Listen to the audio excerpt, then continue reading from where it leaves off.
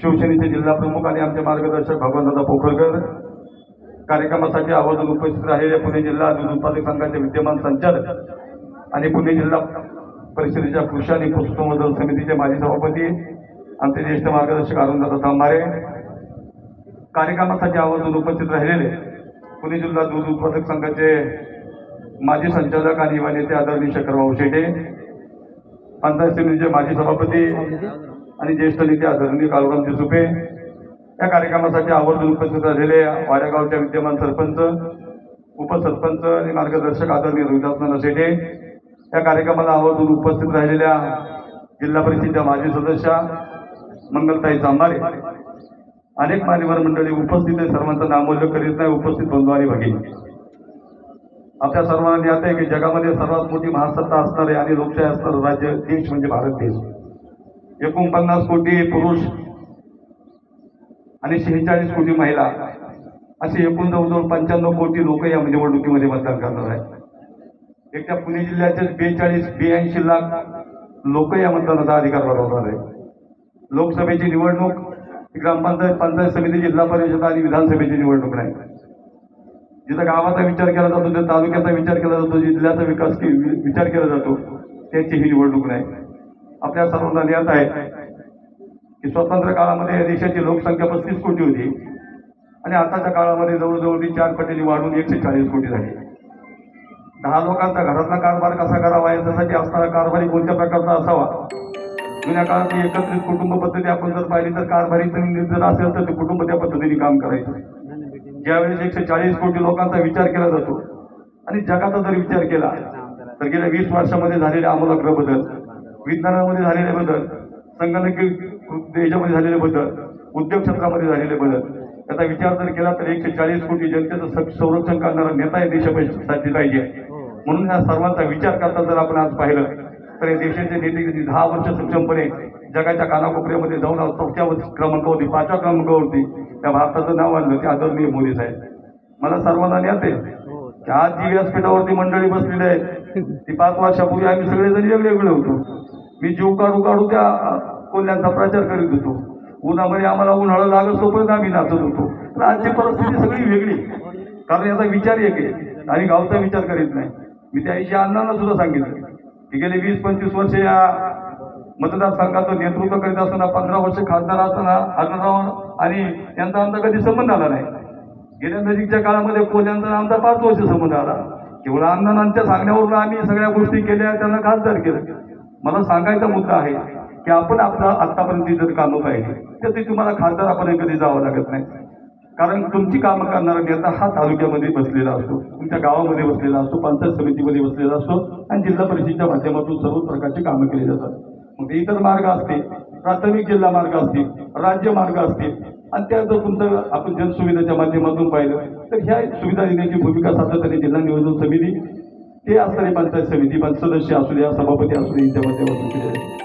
आणि आज ही सगळी मंडळी एकत्रित एका मुद्द्यावरती आम्ही आलेलो आहोत. या देशाचा जर कारभार बघायचा असेल आपल्याला तर समोर असणाऱ्या 35 पक्षांची युती आणि इकडे असणारा एक सक्षम नेता जर आपण पाहिलं तर नरेंद्र मोदींनी आपल्या जीवनामध्ये आपल्याला माहिती आहे की आज देशाची जर लोकसंख्या पाहिली तर 40% लोक ही ग्रामीण भागामध्ये शेतकरी म्हणून काम करतात आणि 60% लोक ही शहरी भागामध्ये राहतात.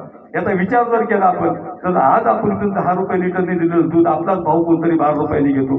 त्याच्याही कुटुंबामध्ये 4 माणसं असतात, माझ्याही कुटुंबामध्ये. पण स्थानिक लेवलचं राजकारण आपण फक्त शेतीमालाच्या बाबतीमध्ये न करता आज जर आपण पाहिलं तर आयुष्यमान भारत नावाची योजना आहे, ज्या ठिकाणी तुम्हाला 50,000 रुपये मिळत होते, पण आज आदरणीय मोदी साहेबांच्या माध्यमातून 5 लाखापर्यंत इलाज तुम्हाला जे दिले आहेत ते मुक्त केले जातात. आज आपण पाहिलं तर आपल्या महिला भगिनींसाठी चांगल्या प्रकारची एसटीची व्यवस्था केली आणि आपल्या ज्येष्ठ नागरिकांसाठी सुद्धा भारत भ्रमण फुकट या ठिकाणी केलं. हा विचार कोणी आणला? आज जर आपण पाहिलं तर अनेक प्रकारच्या योजना पाठीमागच्या काळामध्ये झाल्या, पण आज जल जीवन मिशनच्या माध्यमातून देशाच्या पंतप्रधान मोदी साहेबांच्या माध्यमातून तो विचार आला आणि आज कोट्यावधी रुपयाचा निधी हा ग्रामीण भागामध्ये प्रत्येक घराघरामध्ये शेवटी कोणतीही योजना वरून खालीपर्यंत येते. शेवटी आमदार साहेबांनी एखाद्या गोष्टीसाठी जर इथं निधी दिला पण ते निधी दिलेला कशा प्रकारे त्याचं काम करायचं हा स्थानिक लेवलचा सरपंच असेल, पंचायत समिती सदस्य असेल त्यांच्या हातामध्ये असते. आज आपण शिक्षणाच्या बाबतीमध्ये पाहिलं की आपल्या मुलाला 5 लाखापर्यंत जर तुमचं उत्पन्नाची क्षमता असेल तर 5 लाखापर्यंत मोफत शिक्षण देण्याची भूमिका मोदी सरकारच्या माध्यमातून घेते. आज जर आपण पाहिलं की जी आपली अर्थव्यवस्था 10व्या क्रमांकावर होती तर तीच अर्थव्यवस्था आज 5व्या क्रमांकावर आणण्याची भूमिका मोदी सरकारने घेतलेली आहे. आणि मग जगामध्ये ज्या ज्या ठिकाणी मोदी आदरणीय पंतप्रधान मोदी साहेब जातात त्या त्या ठिकाणी जर आपण पाहिलं तर त्याचं जल्लोषात स्वागत केलं जातं. म्हणजे ती लोक काही येडी नाहीत. आज या ठिकाणी जर आपण परदेशात आपला ऐकलेला सुशिक्षित नागरिक असेल, एखादा सुशिक्षित तरुण असेल, उद्योग व्यवसायाच्या माध्यमातून परदेशात जात असेल तर तिथं त्यांना मोदींचे विचार पटण्याची गरज त्या परदेशी लोकांना वाटते. आणि मग आपण तर सर्वसामान्य नागरिक आहोत. आज जर आपल्याला आज 8 कोटी लोकांना मोफत धान्य दिले जाते, गेल्या 5 वर्षापासून 1 रुपये खर्च न करता तुम्हाला मोफत रेशन देण्याची भूमिका घेतली. काँग्रेसच्या काळामध्ये आपण पाहिलं तर 70 लाख कोटी टन धान्य समुद्रामध्ये टाकावं लागलं. जे धान्य तुमच्या आमच्याकडून खरेदी केलं जातं ते समुद्रामध्ये टाकायची वेळ येते. पण तोच विचार मोदी साहेबांच्या माध्यमातून आला आणि तुमच्या आमच्यासारख्या गरीब कुटुंबाला त्या ठिकाणी धान्य पुरवठा करण्याची भूमिका मोदी सरकारच्या माध्यमातून या ठिकाणी घेतलेली आहे. आणि वेळ मित्रांनो आता असे संगणकीकृती जग आहे. आज आपल्या हाताचा मोबाईल आपण जगाच्या पाठीवरती काही पण करू शकतो, कुठेही जाऊ शकतो, कुठलाही विचार अंमलात आणू शकतो. ही संगणकीकृत भारत बनवण्याची भूमिका केवळ मोदींच्या माध्यमातून आहे. आज आपण पाहिलं